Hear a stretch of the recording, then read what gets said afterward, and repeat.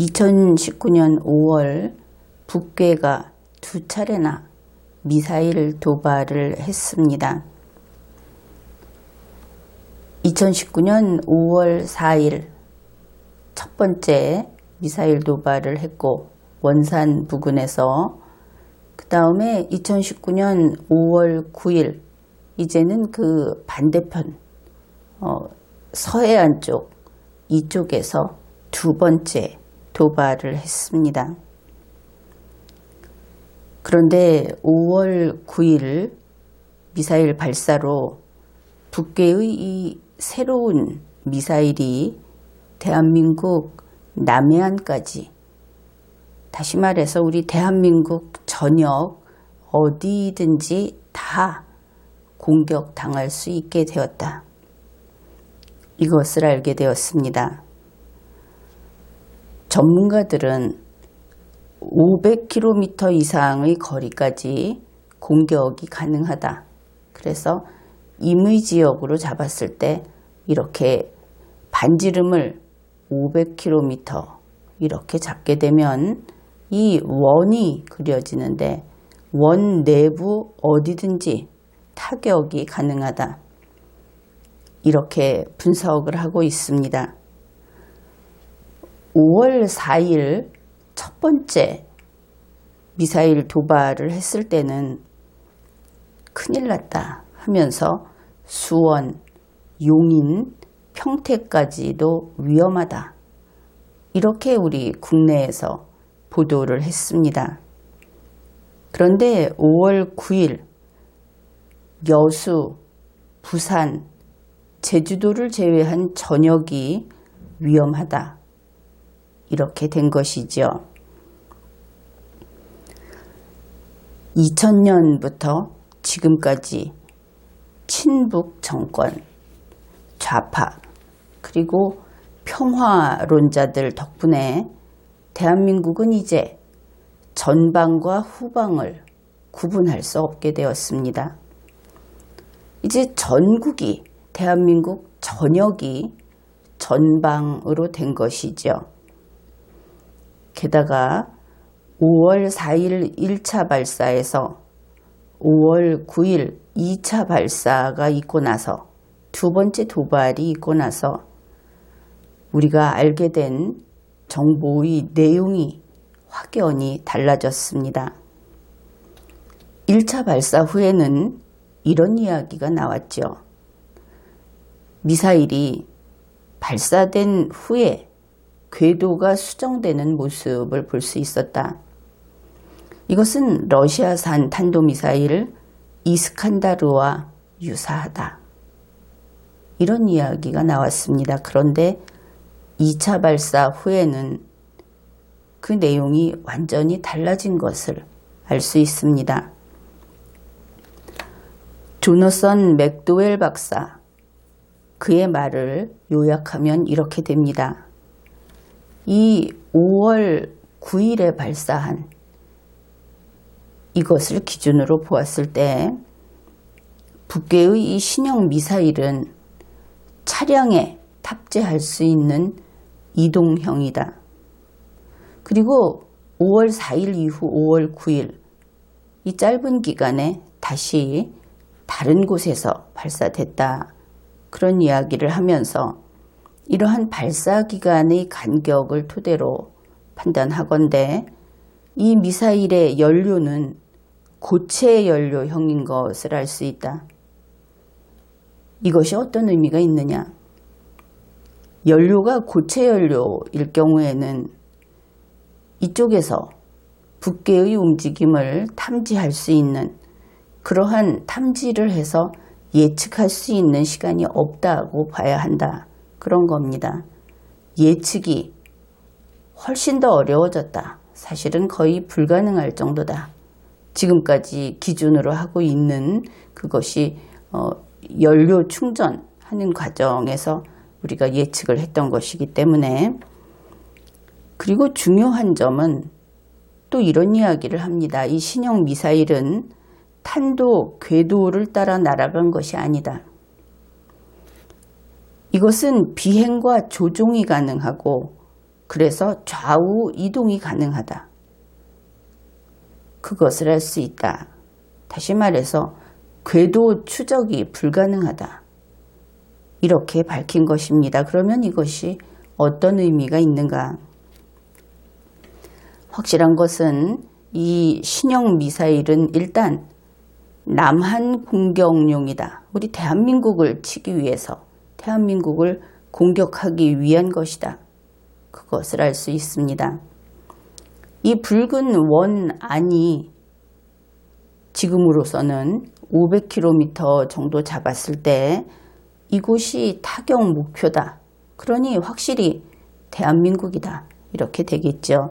물론 만주 부분도 이 원 속에 포함이 되는 것을 알 수 있습니다. 이렇게 됨으로써 우리 한국이 이제 북괴의 미사일 앞에 맨몸으로 서 있게 되었다. 그렇게 된 것이지요. 여기서 맨몸이라는 것은 예측을 할 수 없고, 그러니 대비할 수 없고, 그런 것을 의미합니다. 한국에게 북괴의 단거리 미사일은 위험이 되지 않는다고 해서 2000년대 초에 그렇게 판단을 했다고 합니다. 바로 평화무드의 영향 때문이 아닌가, 그렇게 짐작을 할 수 있죠. 그래서 이 역 내에서, 이 대한민국 구역 내에서 북괴 단거리 미사일에 대해서 방어할 수 있는 그 방어 역량을 이전시켜버렸다. 그래서 이곳에는 없다. 그렇게 밝히고 있습니다. 바로 그 미군 측에서 이렇게 밝히고 있는 것이죠. 그래서 현재 한국과 한국역 내에는 마땅한 북괴 단거리 미사일 방어 역량이 배치되어 있지 않다. 그렇게 보도를 했습니다. 그런데 5월 9일에도 문재인 정부, 특히 강경화 외교부 장관은 북괴에게 식량 보낼 궁리만 했죠. 여기까지 정리를 하면 한국에는 미군의 미사일 방어 보호력이 이제 2019년 5월 9일부로 전무하다는 것이 밝혀졌다. 이렇게 이야기할 수 있겠습니다. VOA 뉴스에 따르면 이와 관련해서 미군 측에 다음과 같은 질문을 한 것으로 보도되어 있습니다. 패트리어트, 고고도 미사일 방어체계, 사드 등으로 북괴의 이 신형 단거리 미사일을 요격하는 것이 가능한가? 돌아온 답변은 분석 중이라는 것이었습니다. 분석 중이다. 예스라고 하는 즉답이 나오지 않았다.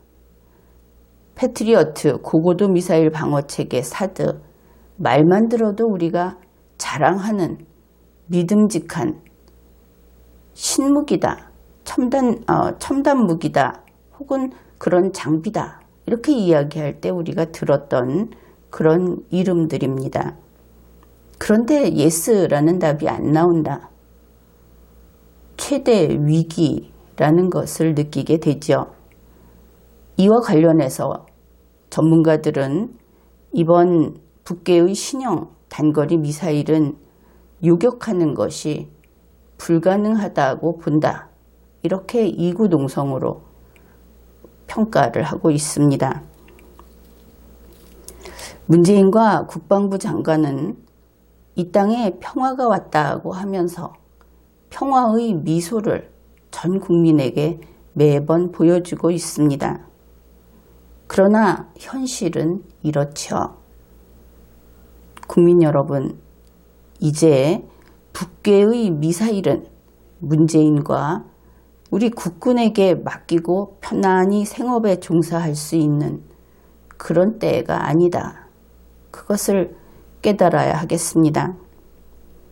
5,100만 국민 각자가 북괴의 공격에 대비해야 하겠다 하는 것입니다. 이것이 무슨 날벼락 같은 이야기냐, 어째서 민간인이 북괴의 공격에 대비해야 하는가? 그러나 상황에 따라 결국 이 나라를 지키는 것은 이 나라의 주인인 국민이 될 수밖에 없는 것이지요. 일본이나 하와이는 북괴의 미사일 거기에 대비해서 대피 훈련을 합니다. 그들은 좀 멀리 떨어져 있는 그런 나라이고 그런 국민들이지요. 그러나 한국 국민은 대피 훈련을 할 수 없습니다. 지금까지 이야기했듯이 그리고 이 지도에서 보듯이 갈 곳이 없습니다. 전 영토가 다 북괴의 신형 미사일의 타격 지점 안에 들어가 있다. 그러니 우리가 할 수 있는 것은 이제 적과 싸울 준비를 해야 한다. 그런 것입니다. 이제부터 하는 이야기를 집중해서 잘 들어두십시오. 첫째, 중요 물품은 바로 들고 나갈 수 있도록 준비를 해둔다. 이와 관련해서 도움이 될 수 있는 것이 행정안전부 홈페이지에 가면 있습니다. 그곳에는 전쟁을 대비해서 전쟁 시 준비해야 할 물품의 목록, 그리고 짐 꾸리는 법, 그리고 여러 가지 매뉴얼 이런 것들을 게시해 놓고 있습니다. 그러니 그 매뉴얼을 인쇄해서 그 지시에 따라 필요한 준비를 해 두어야 하겠습니다. 그 다음에 평소 항상 미리 자동차에 기름을 채워 두는 겁니다. 그리고 자전거 등 탈 것은 즉시 언제라도 타고 나갈 수 있도록 정비를 해 두어야 하겠습니다. 이것이 우리 국민들이 해야 할 준비입니다. 다음으로 과천 의왕을 기준으로 그 선 이북 지역에 있는 우리 국민들은 특별히 준비를 해야 합니다. 일정한 거리, 과거에는 남태령 기준이라고 했는데 조금 넓혀서 과천 의왕선으로 잡았습니다. 북괴의 그 이유에 대해서 이야기를 하죠. 북괴의 신형 미사일 사거리가 500km가 넘는다. 이렇게 이야기를 하면 그 미사일이 곧장 부산이나 마산이나 저 남해안 쪽에 날아가서 떨어질 것이다. 이렇게 생각을 하기 쉽습니다. 그러니까 500km 너머로 쏠 것이다. 이렇게 생각을 하기 쉽다는 것이죠. 그런데 그것은 잘못된 생각입니다. 사거리가 500km를 넘는다. 그러면 그것이 100km 지점, 50km 지점도 쏠 수 있다. 그것을 놓치면 안 되는 것이죠. 야구 경기를 봤을 겁니다. 그러면 홈런보다 안타가 더 많은 법 아닙니까? 같은 원리라고 하겠습니다. 특히 이 휴전선에서 좀 가까운 그런 지역에 있는 주민들은 유사시에 최선을 다해서 남태령을 넘어서 과천 의왕 이남으로 이동을 해야 합니다. 그래야 북괴 장사정포의 포격을 피할 수 있는 것이지요. 여러분 가운데 혹시 집 가까이에 군부대가 있는 경우가 있죠. 특히 이 휴전선에 가까이 갈수록 더 그런 경우가 많이 있을 겁니다. 그러면 우리 국민들은 군인들이 국민을 지켜줄 것이다. 이렇게 믿고 안심하는 경우가 좀 있는데 그것은 잘못 알고 있는 겁니다. 군대라고 하는 것은 적과 싸우는 조직이지 119 아저씨가 아닌 것입니다. 물론 119 아저씨도 불 끄는 일을 위주로 하죠. 그런데 아이들은 잔일을 돌봐주는 그런 사람들로 잘못 알고 있기도 합니다. 그리고 이것은 일반인의 인식이기도 하죠. 예를 들어서 북괴가 장사정포를 쏘면 그 근처에 있던 휴전선 가까이 있던 우리 군부대는 포 몇 발 쏘고 일제히 부대를 빠져나가서 다른 곳으로 이동하게 됩니다. 그리고 다음 작전을 펼치는 것이죠.